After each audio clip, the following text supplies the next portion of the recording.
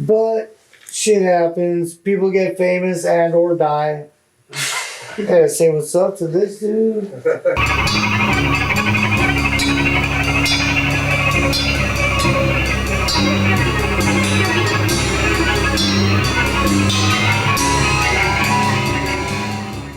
Your three names.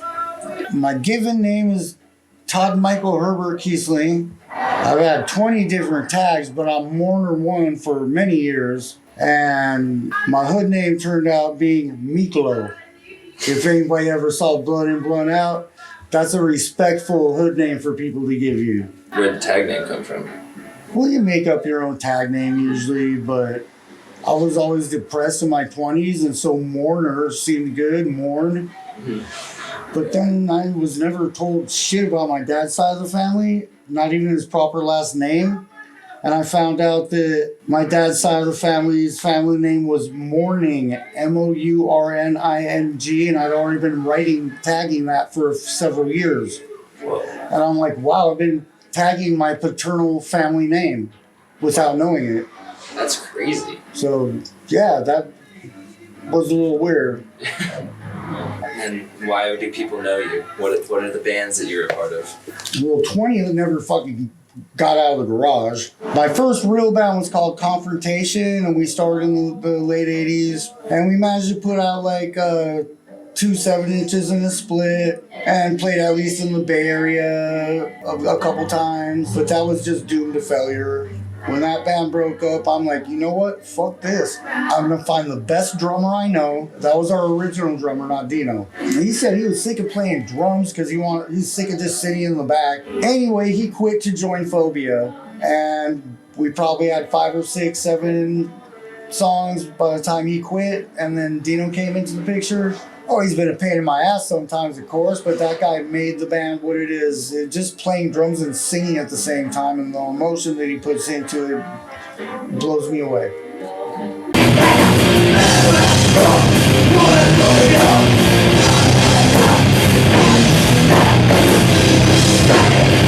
What was your first introduction to music? Well, my mom listened to shit like this. She gave me her old collection of 7-inches from the 50s and 60s. I'll just listen to them. She was huge about like the early Beatles, so I listened to that constantly as like an elementary school child. And I mean, I'm sure all that shit influenced me, but hella like oldies, doo-wop, gangster oldies. My mom wasn't a gangster or nothing, but I probably bought a few oldies 7-inches that came from my love of my mom's music when I was little, which in the like late 70s in Minneapolis wasn't a real popular stance to have, and I didn't make many friends. Yeah.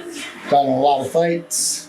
Are you originally from California or Minneapolis? I was born dead in downtown Minneapolis, and I don't know if there was one Minneapolis punk that could even say that. But my mom moved me to California when I was about 10 years old. She had a job lined up, but she was looking for a place, so we rented a motel by the week in Santa Ana. She had no idea what Santa Ana was.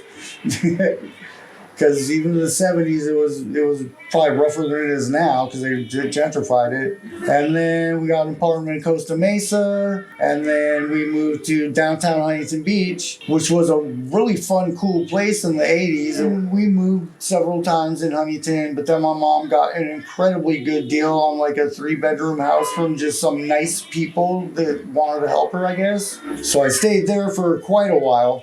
Never talked about it, but she knew I was doing some unemployed and doing some things to make money, and she just kind of let it slide. She was a saint. When I was a kid, my house was punk rock fucking homeless shelter. If any of my friends having problems, they can stay for a while.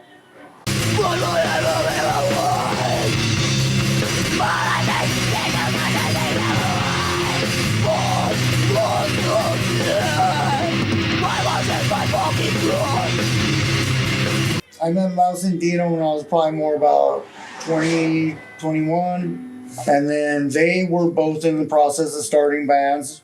Mouse and Mind Rot and Dino and Carcinogen. What was the first Dystopia show? Do you remember that? I remember that pretty well. There's a big park in the city of Orange, in Orange County, called Hart Park, Heart, and there was a big outdoor stage there. We managed to get a hold of it and rent it several times. And the first Dystopia show, we didn't even have a name yet. And I think we just tried to come up with the dumbest thing we could. And I think we called ourselves Satanic Death for that one show. But we played with Glisten Max, one of the OG Long Beach crust bands. Total Chaos when they weren't as lame as they were 10 years later. God, who else played? Mostly I remember Glisten Max because that was one of my favorite local bands at the time. They were like the original Long Beach crust band. And we were in like Huntington Beach, Westminster, North Orange County. But some of the people from the Long Beach crust bands were from like Garden Grove and stuff too. Yeah. North Orange County and Long Beach was the epicenter of crust in the late 80s, early 90s for sure in California. Even Oakland didn't get it yet until like the mid 90s. When did Dystopia kind of get that next level bump? Well, our first several songs were definitely on the grindcore, a little more metal side. That's what I wanted to do at the time. And like Dina was playing grindcore, Mouse was playing like kind of basically really heavy doom metal with Mind Rot. And we had an original singer for like a year who was of course. I always say that no band really knows what direction they're going in until they've written at least 5 songs. By the time we'd written 5 songs, got a new drummer and not a new vocalist, but just did it ourselves. We never really had band meetings, but I think I remember having a meeting where we're like, look, are we gravitating more toward the punk scene or more towards the metal scene? Like, fuck money, to the punk scene.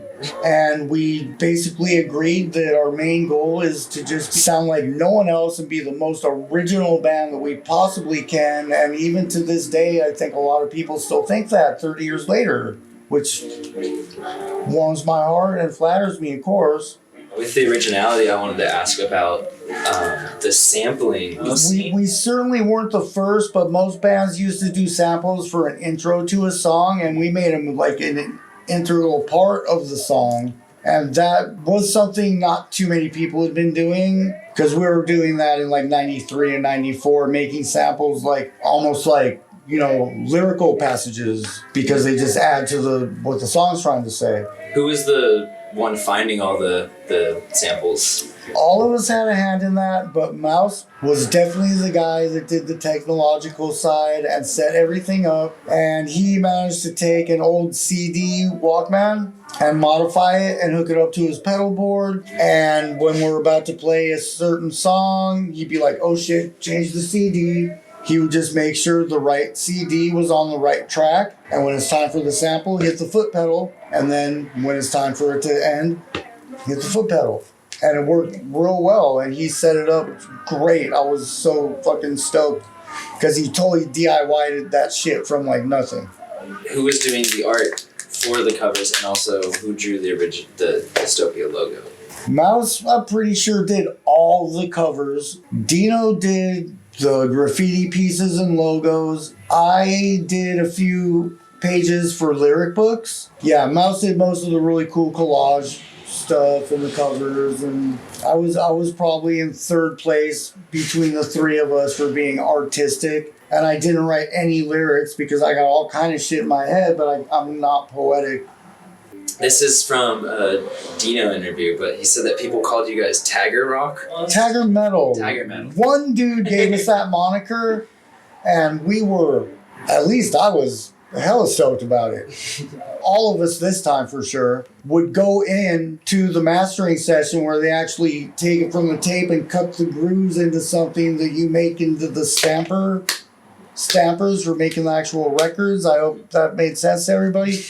So we all went in, and they just have like a little scribe, you know, like people tag with. And that's, you know, they always write the little numbers and shit. And we're like, okay, we want a little piece of that. And we all carefully wrote our tags on it with those numbers and letters. There were all 3 of our tags carved in there too. And I think that's what got this super punkity punk Portland guy to try to make fun of us by calling us Tiger Metal. But he also knew that we all would actually go out. I'd go bomb the freeways, get the center dividers, almost get hit by cars. Got in all kind of trouble. Did fucking a little bit of county time a few times. Had people fucking pulling guns on us. The tagging scene was weird in the 90s. Yeah. Tag banging, that's what they called it. Mm-hmm. You know about Suffering Luna? Yeah. The early 90s, mid 90s, there was a whole Fox News series about tag banging, and he has like a 30-second piece in it. The singer of Suffering Luna, Messi. He was Messi from SSK, and the two main crews I've been from were always friends with SSK. Mm-hmm.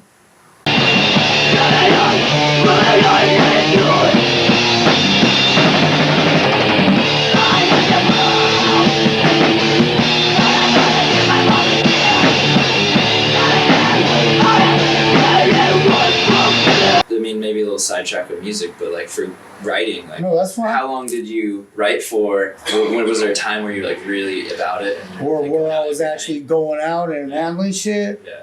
I would say I was pretty hard into it. 92 to 95 or 96. And I get down and wasn't too scared to fucking not give a fuck. But I started calming down a little bit after that. I'd still get down, but I do it not on the freeway, and I go to little cuts and safer places, and like toned it down a little more and just started hitting like trash cans and newspaper machines with mean streaks. And then I toned it down a little more and just started slapping stickers. But if I'm with the right people and I'm drunk enough and they hand me a can, I'm gonna do it. Do you still write Mourner? Yeah, I'll throw Miklo once in a while. How long has Mourner been going? Oh, geez, I'd say 93. At least. You know, Roscoe's Chicken and Waffles downtown? That used to be a place called Toe Jam where they had punk shows. And I played there a few times. And then after that, there was a coffee shop upstairs, but in the basement, it was all rehearsal studios, and they still had a big room for doing shows. And I think I was there to see Sublime one night, and I tagged on the wall. Like, at least 10 years later, I went to go practice in Mange. I don't know if anybody gives a fuck or heard about that, but you could probably look it up on Bandcamp or something. He's like, "You never been here?" I'm like, "No, I never been here." And he's like, "Look, that's the wall." I'm like, "Oh, there's like a 10 or like a 12-year-old tag that I did. Holy shit." Whoa. How about the touring? Like, you guys seemed to be almost bigger abroad than you were in the US at some points. Well, the first big tour was in Europe, and what I remember about a lot of their shows was half of the people would be like, "The fuck?" and just walk out. But the other half of the crowd would be like just glued to us with their eyes, dude, and ears. And so half the people would be like, "Fuck this crap," and walk out, and the other half would be kind of blown away. At least that's the impression I was getting. But how many tours did you guys do in Europe? 3. And then you said Japan and Australia was another tour? Yeah. How long did you guys spend in Japan? Like, how many shows did you play? Under 10 for sure. We were on tour for 2 weeks, but this was the only time we actually made money on tour, and I had $800 more than what I came there with. So I called the airport, and they said I could change my ticket for free. And I asked the homie, we were playing with Corrupted, if you know them. Fucking great band. Maybe before you leave, I'll force you to check out one song. So I'm like, what the fuck? I don't know if I'll ever be in Japan again. I'm gonna stay here and spend the $1,800 or the $800 here. And what'd you end up getting into while you're there? There were a few things I really wanted to do that I didn't get around to, but I went to a few shows, hung out with the bass player Corrupted, who we had totally clicked and become pretty good friends. Like, we toured the West Coast with them in the US, and then we toured Japan with them, and we had so much fun in Japan, we told them 1 year from now, we're touring Europe together. Yeah. And we did. And that was so great. And they've been to the US several times, but never to Europe. They're from Osaka, Kyoto, which is just north of Osaka, but mostly they're considered an Osaka band, I guess.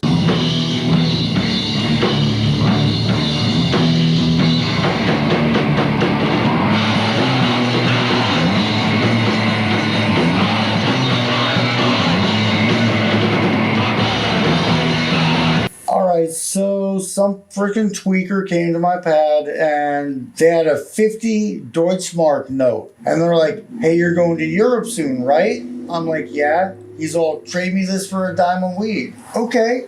So we fly into Paris. A lot of little stories there too. But we had a friend from Oakland that was staying in Paris doing the English teacher helper gig. You know about that? Yeah. So we stayed with her for a couple of days, and she was just going to book us train tickets to go meet up with our tour. But she was like, it would probably be the same price or cheaper if you guys just rented a car and paid for the gas, and I could use a road trip anyway. So we just all drove out, and then we were in little tiny Luxembourg of all places. But since it's so tiny, they took French francs and German marks, and we go to the gas station, and we realized none of us had exchanged money. I'm like, damn, you know what? I got 50 fucking marks in my pocket. We're set. Took it up, picked out a bunch of stuff. Dude looked at me funny. I saw another dude walking out into the parking lot with a pad and paper. Me not being European and being from the LA area, I'm like, okay, do you want to tell me what's going on here? Because obviously something's up. And they're like, the 50 mark bill was fake. We're writing down your license plate number, wait for the police to get here. I'm like, great. So the police got there in a little Volkswagen bus, sat me on the back seat, drove me to the police station. Since I'm American and I dressed pretty hood back then because I was a tag banger, whatever you want to call it. We get into the front room. Dude sits at the desk. He unlocks a drawer, takes his gun, looks at me, kind of nods his head at me, puts it in the drawer and locks it. I'm like, okay. I look at his desk and there's a big ashtray full of paper clips and, wait for it, razor blades. And anyway, what happened, a few of them looked at it, a couple more times. And then they said, you know what, you're good. This is actually isn't even counterfeit, it's real. And they get back to me. So I had it for a few weeks, and then usually people in Germany are so generous at the shows with food and drinks, and you don't have to worry about anything. The owner and bartender of the place we played was just this random asshole for whatever reason. He had a hard life or something. He was missing an arm, so obviously he had a few bad experiences. But we're like, well, this motherfucker don't want to give us, he wants to give us 2-3 drinks each. Everywhere else we play in Germany, they're just like, here, have 100 more beers. So I'm like, check this out. 50 marks, they give it back to me. And so I gave that to him and bought a couple rounds of beers for everybody. And he ended up getting stuck with it. So was it a counterfeit or was it real?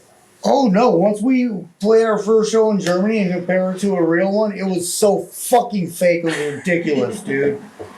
I couldn't believe the fucking stupid police gave it back to me even. That's the worst trouble I got into in Europe though. How did you pick up the bass, and were you always drawn to just playing the bass, or did you try any other instruments? I mean, pretty much everybody when they're little plays the guitar a little bit at first, but right off the bat, I knew I wanted to be a bass player, and so it's actually pretty freaking rare for people to be straight up bass players, because most bass players are aspiring guitarists that got demoted because they couldn't find a bass player. I mean, maybe not most of the time, but that's where most bass players seem to come from. And it's kind of rare to run into somebody who started on bass and you can tell that their style is different. I mean, some of the people that just went from bass to guitar or from guitar to bass and didn't really want to, they just follow the guitar and they don't even give a crap about being interesting. But like some of the starter on bass is all about harmonizing with the guitar parts, trying to play totally different parts, but that harmonize perfectly, of course. And well, whatnot, you got, you know what I mean? Yeah, I've seen a lot of stuff on the internet of people asking like what bass you used. It was not the bass that I would have chosen, but I was freaking poor and I got whatever I could get a good deal on. It eventually got stolen out of the car, but I had it for 18 years. And even though I didn't like it, I so wish I still had it, but it was a Kramer Pioneer. Yeah, years after Dystopia broke up, I got my dream bass, which is a 1977 Gibson Thunderbird. And I guarantee if I would have had that bass when Dystopia was recording, the band would have been different. I could hit a note on that Thunderbird, and until I just fall down from exhaustion, it will just howl. I wish I had some fucking dope people to start a band with right now. Do you have a favorite band or like band that influenced the way you want to make music? I think only 2 times in my life, total strangers have come up to me and said the same thing, which is, dude, your bass playing sounds like Black Sabbath and Rosemary Peni if they had a baby together. And all I could do was give them a huge freaking hug because they nailed it. Yeah. Black Sabbath is my favorite band. Rosemary Peni is my favorite punk band. And possibly my favorite ever band after Sabbath. But if you're really into Sabbath and you're really into Peni and you pay attention to the bass in Dystopia, you will see where my main influence comes from, those 2 bands.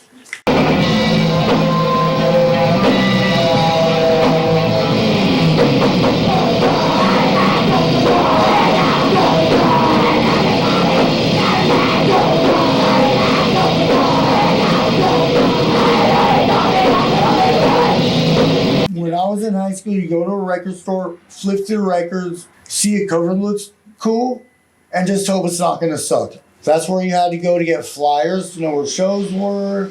It was a place where people would meet up. It was like a community center sometimes, some of the old punk record stores. Yeah, we had to work. We had to work, but I really miss the trading tapes overseas and shit like that. Does the popularity of Dystopia surprise you? Well, no, I mean, I think we were a decent band and we were pretty well respected in our little subgenre, but I never expected 12 or 15 years after we broke up for us to become this huge Spotify freaking thing and every kid with a skateboard has a Dystopia sticker on it. It's flattering and kind of uncomfortable at the same time. I don't know what else to say. Yeah.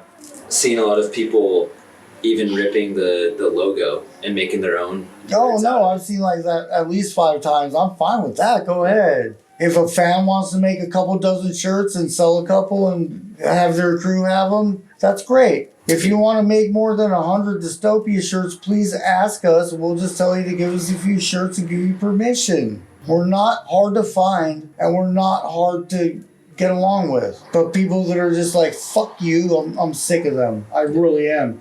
I get a little bit of royalties now because we started doing good in the last few years, but if some assholes that aren't even into the music are making $1,000 a month, I'm that's not fair and I'm angry. I'm sorry. I need to like hire somebody to just fuck with bootleggers for me. Mm-hmm. The little guys, I don't give a shit, but if you're making hundreds and hundreds of shirts and selling more than even I do, that's fucking not cool, dude. Yeah. When did you find yourself wanting to go into that, like, the DIY punk skate, like, graffiti route? Or, like, and what drew you to that? Shit, that's when I discovered punk rock at, like, 11 or 12 years old. Mm-hmm. All I wanted to do is have a skateboard and listen to punk rock and smoke weed, which is hard when you're 12, but it still comes around.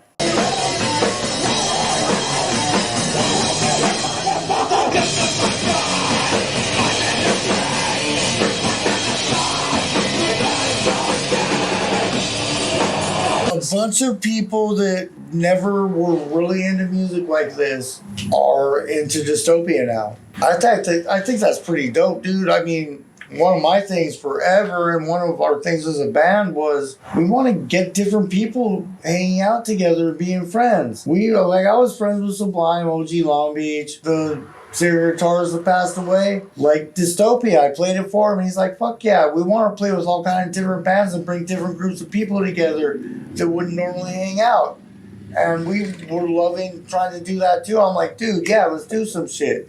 It never happened because they blew up right after that. No one ever saw them again, of course. But I actually got Mouse and Dino both out to Long Beach to go to a Sublime show. And then we all went back to their warehouse where they rehearsed and hang out and party. And the homie liked our recording enough to where he's like, play on our equipment right now. But you hear what Dystopia sounds like. And Sublime had this little 3-piece ding, ding, ding, and all their shit's tuned to an E. So we sounded horrible. I wish I had a recording of it just to laugh at myself. Do you have a most memorable show playing with Dystopia? There's 3 or 4 that definitely stand out.